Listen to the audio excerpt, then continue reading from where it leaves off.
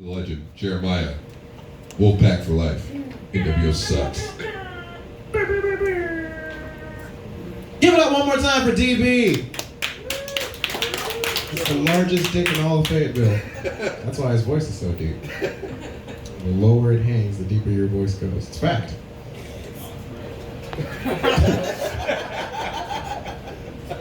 Or that's why I say that realizing how not deep my voice is, or just like, she's just like, he just talked himself out of getting some. That's not even my real voice anyway. Yeah. He whispered in my ear, he's like, thanks. Thanks, man.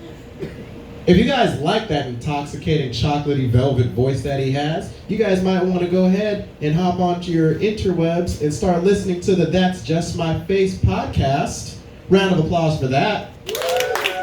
It is amazing. I can tell you right now, they've had a couple episodes, and their best one they just did last week. It's amazing. Their special guest host was this super handsome fella who's on the microphone right now with an average-sized penis. That's my claim to fame. You got to keep it steady. The other person right there, go ahead and look at Miss Minderella. She's the lady that brings us here every single week, the godmother of comedy in Fayetteville. All right, Yeah? I guess. Well, it's already been said to the universe. We can't take it back now. It's great. Who here's on a? You know what? I was gonna ask questions, knowing that I know about all of you right now. Like, who's on a date? Nobody. Literally nobody. Huh? Nobody dates their spouse. You said this is date night? Leave him. If this is date night, if this is what he takes, where he takes you on the Lord's Day. He's from Texas. He believes in God. He shouldn't have brought you here. You can't even be a Texan and not believe in God. You go into church, you're like, can you show me where black churches are? They're like, back the way you came. I'm gonna bring it back. It's such a good joke. I don't want no trouble. It's such a good joke. I know it's a really random thing. Has anybody ever watched any Jackie Chan movie? Every Jackie Chan movie at least once, no matter what he does. No matter what he does, at some point he's got to say, I know no trouble. If anybody's seen the first Rush Hour, Jackie Chan walks into a bar and calls someone a nigga and beats them up for being mad about it after saying, I know no trouble. It was amazing.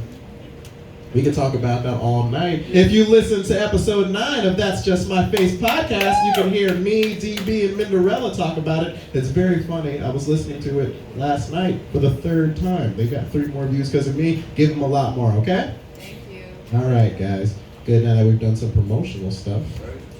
I mentioned at the beginning of the night that this is an open mic, so you're going to have a couple more established comics. And every once in a while, you get somebody that gets that itch and they want to try comedy for the first time. And let me tell you something right now. It could be the funniest thing you've ever seen, or it can be trash. Let's just be honest with yourselves. But every single person did comedy for the very first time. Chris Rock probably sucked somewhere before he became the person that he is. So maybe you're going to watch the very next big thing in comedy, or we may never see him again. So let's pretend from the get-go, let's give him the applause of a fucking superstar, and maybe that'll make him do good. You guys ready? Yes. All right, that was not a good introduction. That was, wow. Thank you.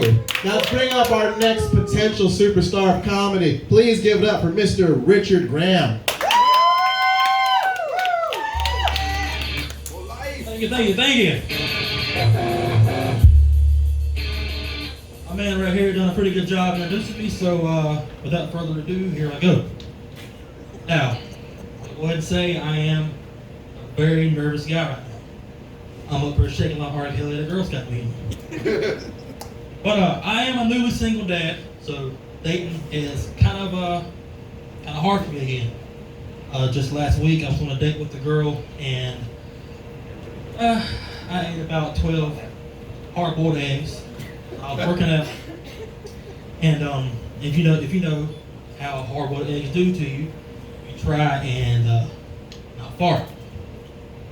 So there I was, trying not to fart, and I'm squeaking, if you know what I mean. So I tell her, I said, look, I left my wallet at home. I'm gonna go call somebody to bring in my wallet. Will that be okay? She said, sure, that's fine, go ahead. So I walked to the foyer of this Fats Cafe restaurant and just let it out. I couldn't hold it anymore. I was red, and I just had to go. So when I did that, this man walks in and says, "God damn, what was that?" And I made my fake phone call. I left my wallet at home and came back in, and the manager come by and said, "Excuse me, guys, there's a smell. So everybody's meal is 10% off tonight. Thank you."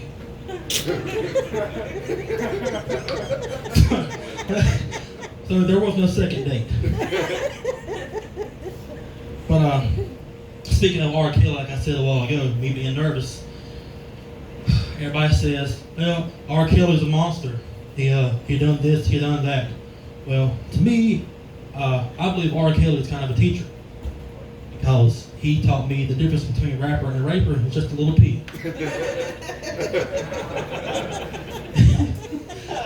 I've been waiting to do that one all night. Sorry. All right, thank you. So getting back from the dating scene again, I kind of thought about Stephen Hawking, our great scientist who was quadriplegic, disabled kind of guy, thinking, he did cheat on his wife way back when.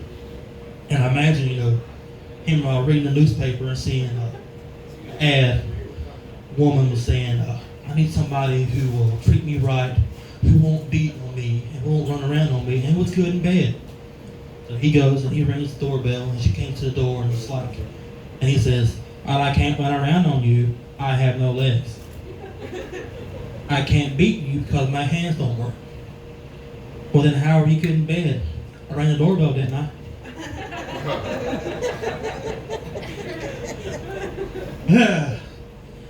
I got to grab my notes, I'm sorry y'all.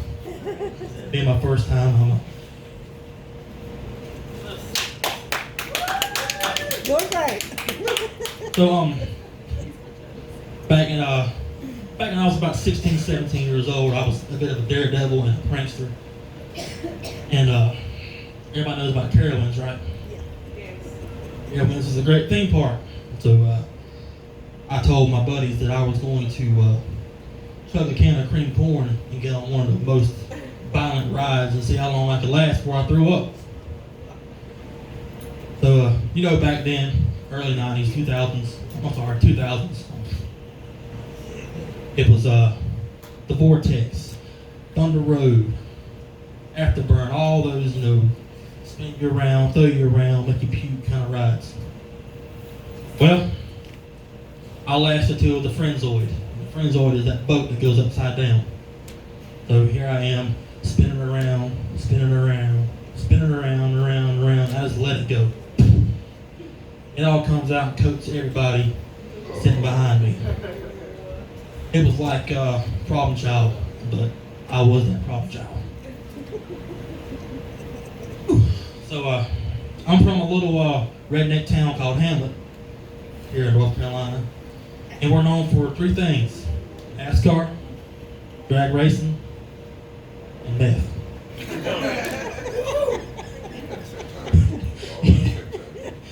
All at the same time. We're like number 2 in the whole country or the whole state of meth manufacturing. And I guess it's a requirement to be at the Waffle House waitress, to be a meth addict, because you go in and they don't have any teeth, but they make the best damn food. I mean, 3 o'clock in the morning, you live in the bar drunk, and you go to the Waffle House, and there's Berkeley sitting there with smoking a cigarette, and I get you. Well, I'm thinking it'd be the all-star breakfast. I'll take that. But yeah, so I stutter too when I get real nervous and excited, and it's nothing I can help. I was kind of born with it, but I was always thinking, maybe that's why I got fired from my job as a phone sex operator. Thank you for calling 1-800 Hot Hunks. My name is Stelio. How may I be able to please you tonight? If you put your phone to your badge, and I stutter, you might be able to get off. I think I'm all out of material, guys, but I want to thank you for letting me come out here tonight and make a fool of myself. I'll be back.